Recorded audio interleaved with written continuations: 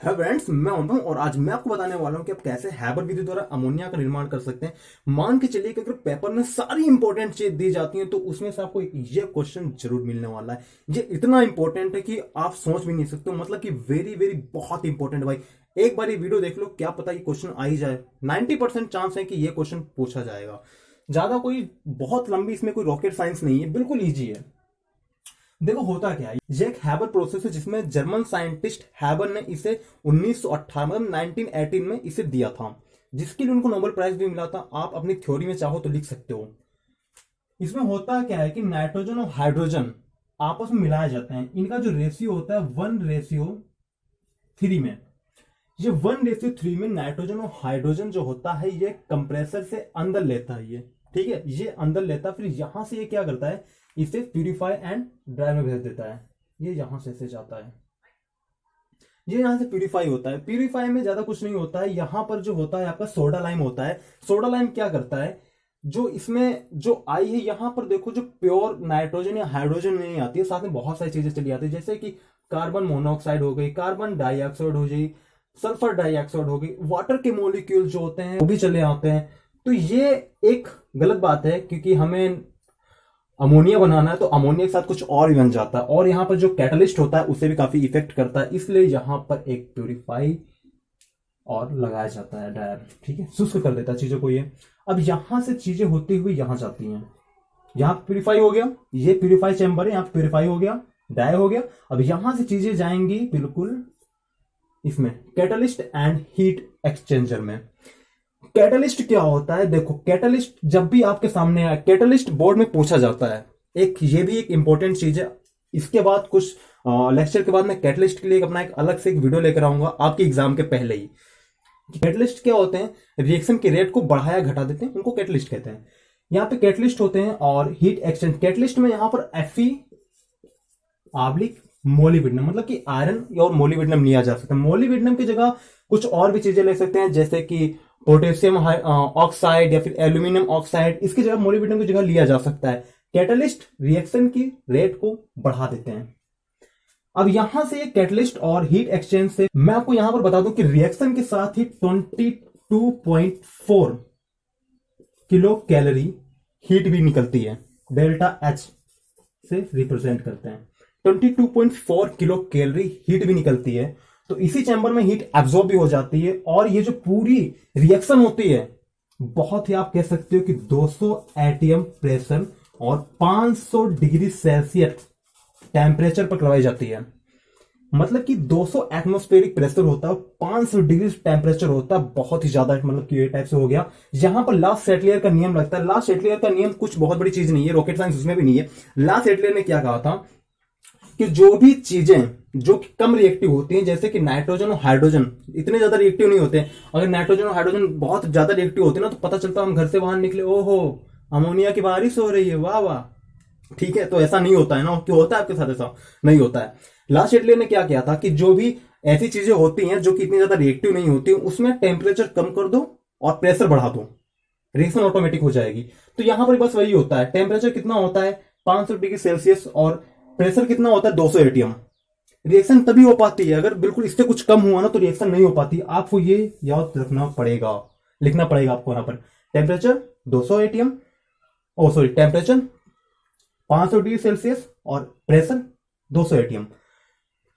इतने ज्यादा टेम्परेचर के बाद जब चीजें यहां पर जाती हैं, ये क्या है, कंडेंसर है। कंडेंस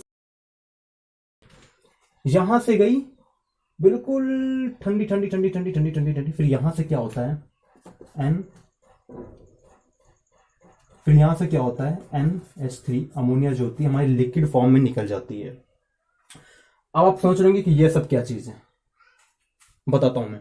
इस पूरी प्रोसेस में अगर हमने 100% ये जो नाइट्रोजन और हाइड्रोजन का हमने पूरा लिया है, यहां तक सब ठीक ठाक, अगर 100% है, ठीक है, तो उसमें से 10% ही अमोनिया बदल पाता है। ये बात आप याद रखना कि अगर हमने 100% लिया है नाइट्रोजन और हाइड्रोजन का 1:3 में, हमने टोटल जो 100% लिया है उसमें से 10% ही अमोनिया में कन्वर्ट हो पाता है। बाकी का जो होता है यहां से होते हुए, यहां से होते हुए, फिर ये एक टाइप से समझ लो पंप होता है, ठीक है, जिसे सर्कुलेटिंग पंप कहते हैं। इस पंप से होते हुए फिर वहीं पर चला जाता है जहां से ये आया था।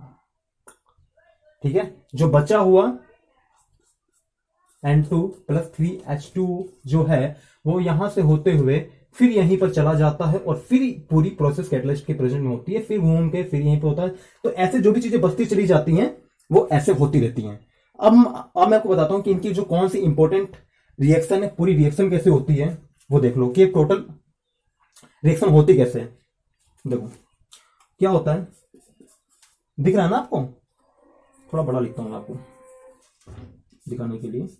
N2 plus 3H2 gives out, यहां पर आपको 200 एटीएम प्रेशर और 500 डिग्री सेल्सियस टेम्परेचर लेना है, ठीक है।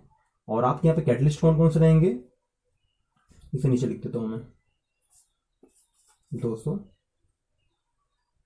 आप लिख 200 एटीएम प्रेशर, यहाँ पे Fe और मोलिब्डेनम कैटलिस्ट लेते हैं। जरूरी नहीं कि आप मोलिब्डेनम ले लो, इसकी जगह आप, ठीक है, KOH ले सकते हो। इसी में ऐड नहीं करना है, मोलिब्डेनम अगर ना लिखना चाहो तो KOH भी ले सकते हो आप, Al2O3 भी ले सकते हो, एल्यूमिनियम ऑक्साइड भी आप ले सकते हो, ठीक है।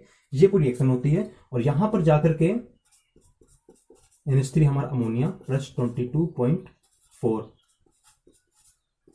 किलो कैलोरी हीट निकलती है। और इसमें सबसे इंपॉर्टेंट चीज पूरी रिएक्शन में सबसे ढांसू चीज जानते हो क्या है, कि ये रिएक्शन रिवर्सेबल है। समझे कि नहीं, आप समझ गए ना। ये जो रिएक्शन है, हम नाइट्रोजन और हाइड्रोजन मिलाकर अमोनिया बना सकते हैं, लेकिन हम अमोनिया से फिर नाइट्रोजन और हाइड्रोजन बना सकते हैं। मतलब कि समझो, रिएक्शन रिवर्सेबल और इरिवर्सेबल क्या होती है। हमने दूध से आप दही बना सकते हैं, आप दही से दूध नहीं बना सकते, तो ये रिएक्शन रिवर्सेबल नहीं होती है। कि आप दूध से दही क्या आप दही से दूध फिर बना लोगे, नहीं बना पाओगे ना। तो दूध से दही बन जाता है, लेकिन दही से दूध नहीं बन पाता। यही होती है इरिवर्सेबल, मैं उल्टा बोल गया था। दही से आप दूध नहीं बना सकते हो, लेकिन दूध से दही बना सकते हो, ये होती है इरिवर्सेबल रिएक्शन। लेकिन जैसे कि कोई ऐसा एग्जाम्पल कि हमने उसे फिर बना दिया, जैसे कि ये समझ लो कि हमने नाइट्रोजन में कोई एग्जाम्पल आ नहीं रहा है, हमने नाइट्रोजन और हाइड्रोजन से अमोनिया बना दिया, लेकिन हम फिर अमोनिया से नाइट्रोजन और हाइड्रोजन बना सकते हैं। एक इसका एग्जाम्पल ये समझ लो, जब याद नहीं आ रहा तो क्या करें। तो ये रिएक्शन रिवर्सेबल है। रिवर्सेबल इरिवर्सेबल आप समझ गए ना, जो वापिस आती जाती रहे तो उसे क्या कहते हैं, रिवर्सेबल। दूध से दही बनना इरिवर्सेबल, नाइट्रोजन हाइड्रोजन 1:3 में होता है, ठीक है। अब इसकी हम कुछ इंपॉर्टेंट रिएक्शंस देखते हैं, कुछ चीजों के साथ करवाकर। आप इसका फटाफट से स्क्रीनशॉट ले लो और एग्जाम में आए तो बिल्कुल यही ऐसे ही पूरा बना देना। आइए कुछ इसकी रिएक्शन भी देख लेते हैं, जो आपको उसके नीचे लिखनी पड़ेंगी। अमोनिया रिएक्शन जब हम क्लोरीन के साथ करवाते हैं, ठीक है, ये आपको करवानी पड़ेगी। तो क्या N2 प्लस यहां पर आपको बनेगा NH4Cl। रिएक्शन बैलेंस नहीं, तो रिएक्शन को पहले बैलेंस करना पड़ेगा। यहां पर आपको करना पड़ेगा 3 NH4Cl, ये हो जाएगा आपका 6, ठीक है। ये हो जाएगा आपका 8 और ये हो जाएगा आपका 3 से। बैलेंस आपको याद रखनी पड़ेगी कि कहां पर कितने से बैलेंस होता है। यहां पर आपको ध्यान देना है कि दोनों रिएक्शन सेम है, लेकिन यहां पर एक चीज जो है कॉमन काफी चेंज है, वो ये है कि यहां पर जो अमोनिया की कंसेंट्रेशन है वो हाई रहेगी, ठीक है, और यहां पर क्लोरीन की कंसेंट्रेशन कम है। अगर अमोनिया की कंसेंट्रेशन ज्यादा है और क्लोरीन की कंसेंट्रेशन कम है, तो यहां पर NH4Cl, जिसे नौसादर कहते हैं, और नाइट्रोजन निकलेगी। लेकिन यहां पर इससे कुछ उल्टा हो जाता है। यहां पर हमने जैसे अमोनिया की कंसेंट्रेशन ज्यादा थी, यहां पर क्लोरीन की कंसेंट्रेशन ज्यादा हो जाएगी और अमोनिया की कंसेंट्रेशन कम हो जाएगी। तो यहां पर प्रोडक्ट बनने वाला है NCl3 प्लस HCl, ये ऐसे बनता है। लेकिन यहां पर भी रिएक्शन बैलेंस नहीं है, हमारे पास हाइड्रोजन कितने हैं, 3 हैं, यहां पर 3 हाइड्रोजन। लेकिन ये जो है बहुत खतरनाक चीज है। ये क्या होता है, नाइट्रोजन ट्राइक्लोराइड जो होता है, ये बहुत ही खतरनाक विस्फोटक होता है। मतलब कि समझ लो, बहुत खतरनाक विस्फोटक होता है नाइट्रोजन ट्राइक्लोराइड। इसका इस्तेमाल जो बम होते हैं उनमें किया जाता है। अब जो हमें नेक्स्ट रिएक्शन है, रिएक्शन नंबर 3, इसमें क्या कॉपर ऑक्साइड की रिएक्शन को अमोनियस करवानी है। ज्यादा कुछ नहीं, यहां पर ना सब चीजें टूट जाती और इसमें कुछ भी नहीं है। देखो जरा, यहां पर आपको हीट का साइन बनाना है, ठीक है। ये रिएक्शन आपको हीट पर ही होगी और Cu निकलता है, कॉपर निकलेगा प्लस आपका नाइट्रोजन निकलेगा N2 प्लस आपका H2O निकलेगा। अब रिएक्शन बैलेंस है, हमको रिएक्शन बैलेंस करनी पड़ेगी। यहां पर कर देते हैं हम 3 से, ठीक है, और यहां पर हो जाएगा हमारा 2 से, फिर यहां पर 3 है तो 3 से, ठीक है, N2 प्लस 3H2O। देखो बैलेंसिंग ना आपको याद रखनी पड़ेगी, बैलेंसिंग आपको याद रखनी पड़ेगी। अगर आपको रिएक्शन दी गई है तो आपको प्रोडक्ट याद रखना पड़ेगा।